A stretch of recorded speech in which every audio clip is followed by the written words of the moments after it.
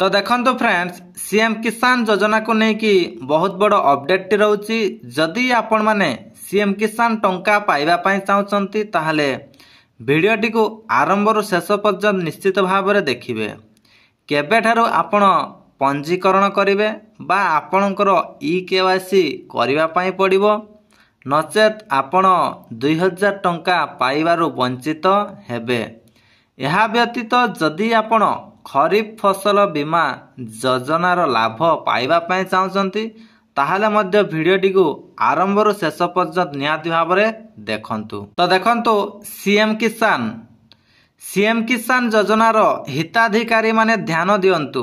PM किसान योजना रे अंतर्भुक्त होई नथिबा सीएम किसान हिताधिकारी क्षुद्र और नाममात्र चाषी माने सीएम किसान योजनार सहायता जारी रखिबा पई निम्नलिखित बाध्यतामूलक आवश्यकता गुड़िक पूरण करंतु। जदि आपण केवल सीएम किसान टंका पाउचंती एवं पीएम किसान टंका पाइबा पई चाहचंती ताहाले आपण एही काम निश्चित भाव में करिवे। पंजीकरण पई बाध्यतामूलक आवश्यकता बैंक खाता सह आधार संयोगीकरण एवं ता सहित कृषक ओडिशा पोर्टाल ले पंजीकरण करंतु। पंजीकरणर शेष तारीख हेउची 7/9/2025 रिख।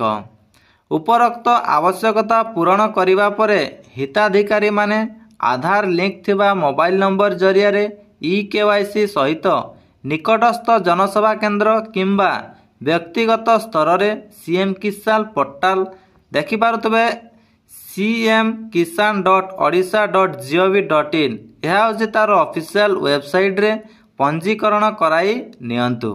अधिक सूचना पाई ब्लॉक कृषि अधिकारी कार्यालय किंबा कृषि समृद्धि हेल्पलाइन नंबर जहाँकि 155333 रे जोगाजोग करंतु।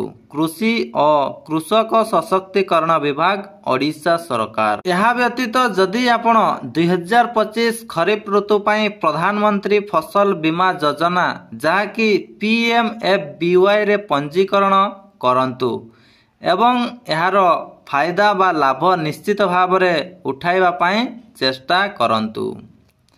तो एतद्वारा राज्यर समस्त कृषक भाई भौणी मानकु सूचित करा जाउछि जे चलित खरीफ फसलर बीमा पंजीकरण यथाशीघ्र कराई नियंतु। यार शेष तारीख होउछि 31 जुलाई 2025 रिख। विज्ञापित अंचल रे चाष होइतिबा 8टी फसल यथा धान मका चिनाबादाम मांडिया कपा हरड़ अदा और हलदी पाई बीमा करा जाई पारिबो।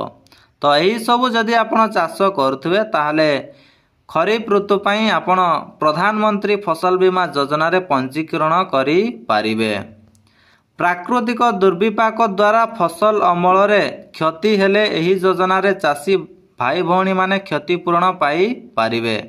जदि आपणकर प्राकृतिक कौनसी दुर्विपाक जनित फसल अमल रे क्षति हुए ताहले आपण एही योजना माध्यम रे आपण क्षतिपूरण पाई पारिबे। भाग चाषी मध्य निर्धारित फॉर्म रे जमी मालिकंक ठारू सहमति आनी निज फसलर पंजीकरण करी पारिबे। जदि आपण अन्य कहा जमी रे चाष करुछन्ते ताहले मध्य यार लाभ आपण माने पाई पारिबे। किंतु सेति पई आपणकर जमी मालिकटर सहमति निहाती भाव में आवश्यक पड़िबो। ऋणी चाषी माने ऋण नैथिबा अनुष्ठान यथा प्राथमिक कृषि समवाय समिति PACS बृहदाकार आदिवासी बहुमुखी समवाय समिति और बैंक शाखा रे एही पंजीकरण करा जाई पारिबो। अण ऋणी चाषी माने जनसेवा केंद्र बा CSC समवाय बैंक शाखा तथा अन्यान्य बैंक शाखा रे आवश्यक कागजपत्र देई एही पंजीकरण कराई पारिबे। एही पंजीकरण पाई आधार कार्ड बाध्यतामूलक अटे।